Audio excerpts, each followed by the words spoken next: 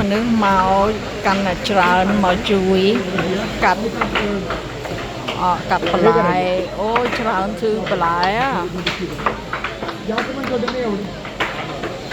បងស្រីនឹងគាត់មកពីបង់ក្លាដេសគាត់និយាយភាសាបង់ហ្គាលីហើយបងស្រីនោះគាត់មកពីឥណ្ឌាគាត់និយាយភាសាម៉ារ៉ាទី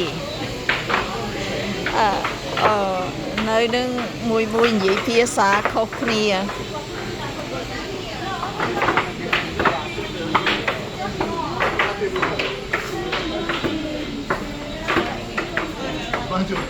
អានេះសណ្ដែកដី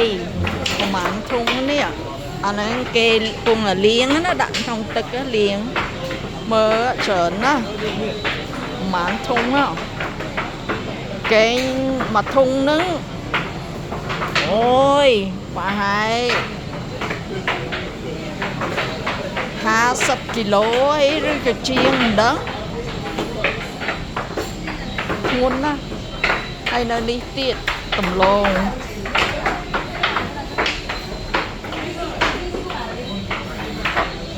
អានេះការ៉ុត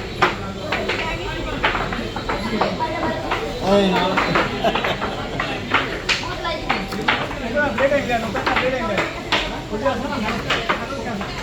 ច្រើនអ្នកកាត់